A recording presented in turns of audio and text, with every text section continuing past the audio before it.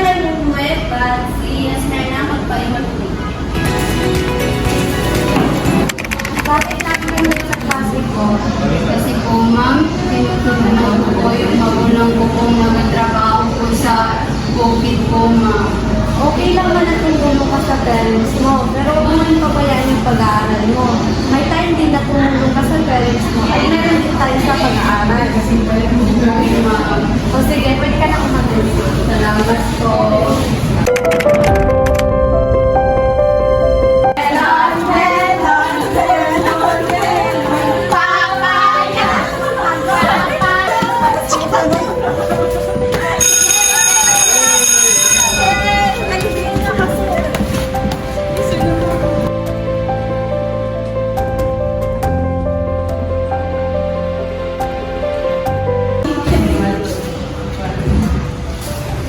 Morning, class! Good morning, ma'am! Good morning, class! Good morning, teachers! Good morning, classmates! Good morning, everyone! Okay, alpha na, mag-ito ng Yes, ma'am.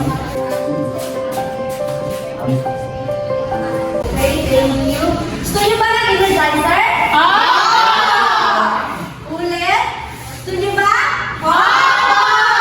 Alam niyo ba yung I love math? Sige nga. Gawin natin yun. Sabay-sabay ha? 1, 2, 3, go! FHTH, FHTH, I love math, I love math. Very interesting, I love math, I love math. Dali. Muna kayo. So, ako si Teacher Asteria, ang magiging teacher niyo sa mathematics. May mga rules si teacher sa klase niya. Una, yung lesson. Basahin na natin sabay-sabay. Listen. And sa pangalawa, sit properly. Basahin nga natin. Sit properly. Sa third, raise your hand. Ulitin natin ba? Raise your hand. Sa last, respect each others. Respect each other. Ano nga ulit yung mga rules ni teacher? Listen. Sit properly. Raise your hand. Respect each other. Mag-detect ako ng attendance sa grade 1 pupils. Si Kamdan, present po. Suraida, Present po, ma'am.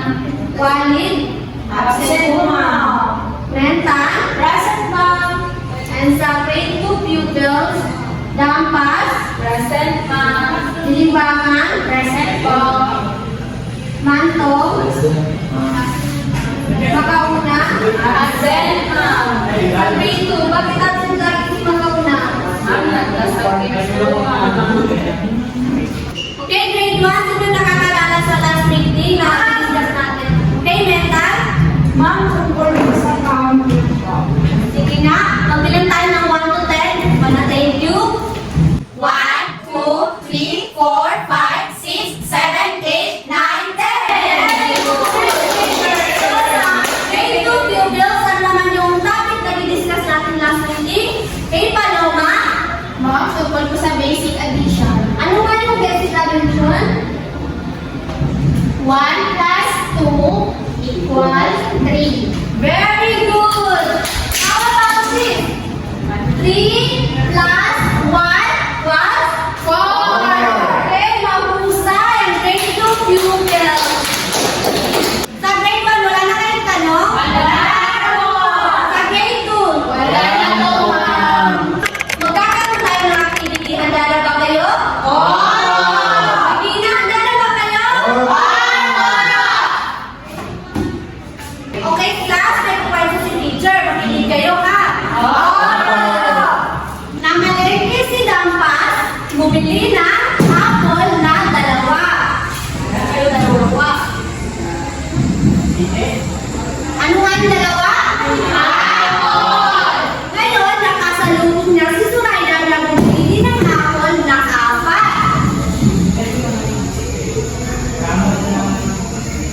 Ilan na yung binili ni Suraida? 4. Ngayon, i-count natin kung ilan na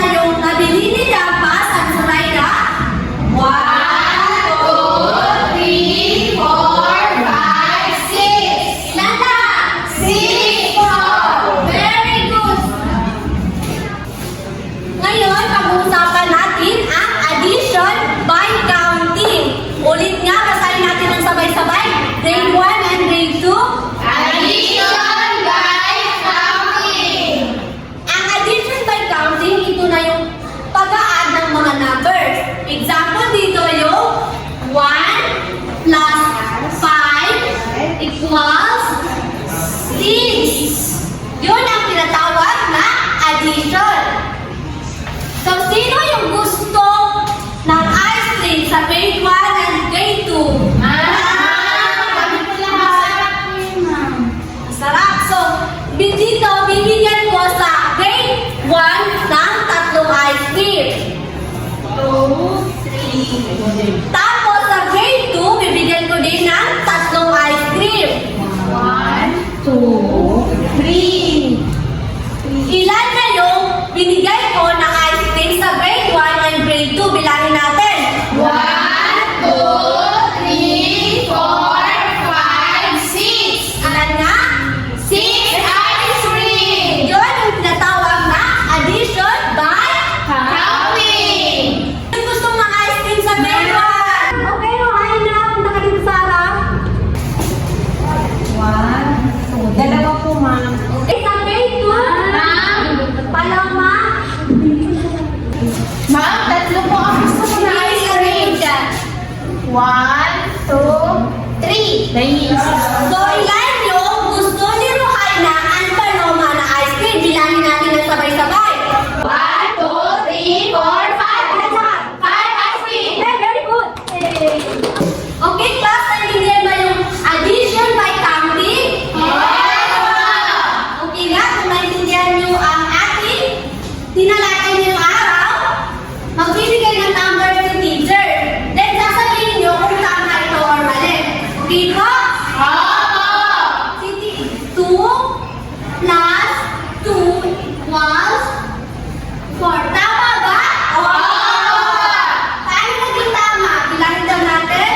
1, 2, 1, 2. 1, 2, 3, 4. Tama ba si teacher?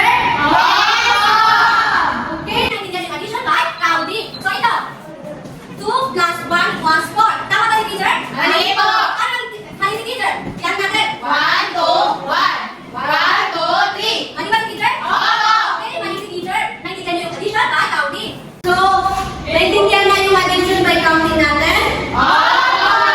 So, magkakaroon tayo ng activity into cross-age grouping. Ito yung 1, 2, 1, 2, 1, 2. Ito yung group 1, ito yung group 2. Punta na kayo sa group ni 1, 2, 3, then ang bilog kayo.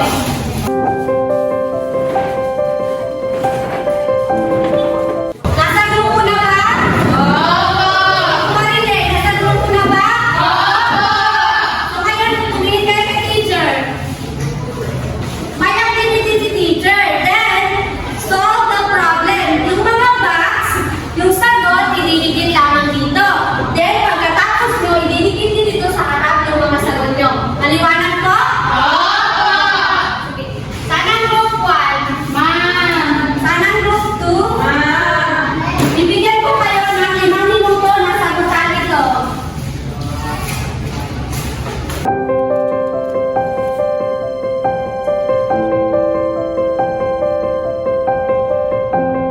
Tapos na ba? Okay, tapos. Magigit na tapos sa harapan.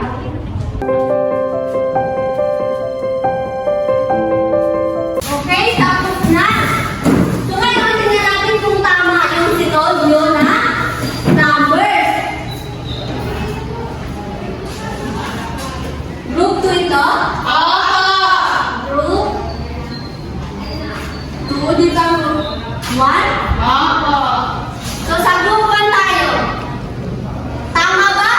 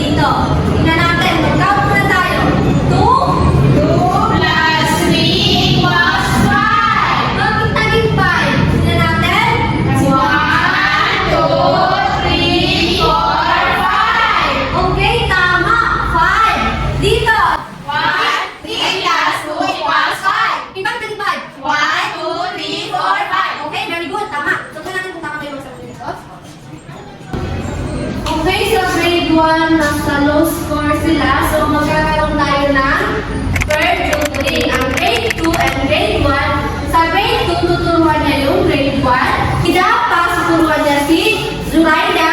Si Paloma, tuturuan niya si Ruhaina. Then si Matong, tuturuan niya si Lintang.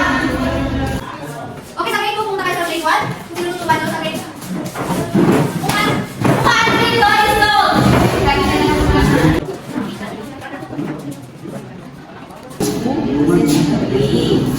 Ilan yun? 1, 2, 3, and 1, 2, 3, 4, 5. So, ilan lahat? Bilangin na sa 1, 2, 3, 4, 5, 6, 7, 8.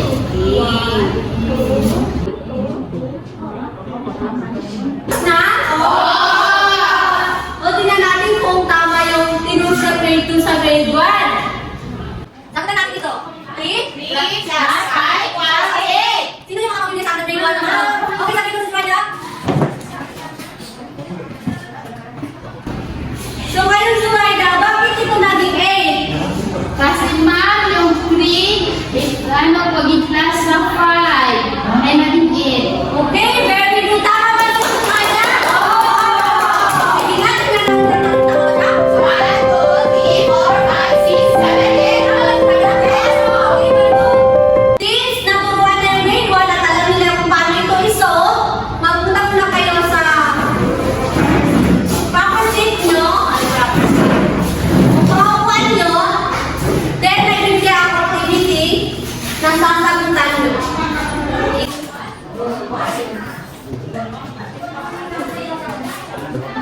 Bibigyan tayo ng 3 minuto.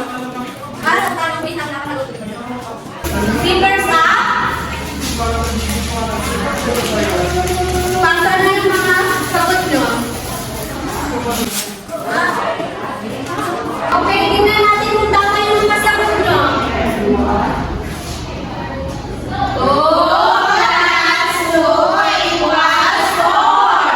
Paano naging 4? 1, 2, 3, 4. Tama ba? Yes. Okay, yun yung tinatawag na addition by counting. Sa grade 1, wow! Matataas na yung mga score niya. Yay! Wala na ba kayong mga katanungan sa topic natin na addition by counting? Wala. Okay, since wala na kayong tanong, nalilihan na, tayo na ang addition by counting. Tumayo na kayo and goodbye everyone! Goodbye teacher! Goodbye classmates! Goodbye everyone!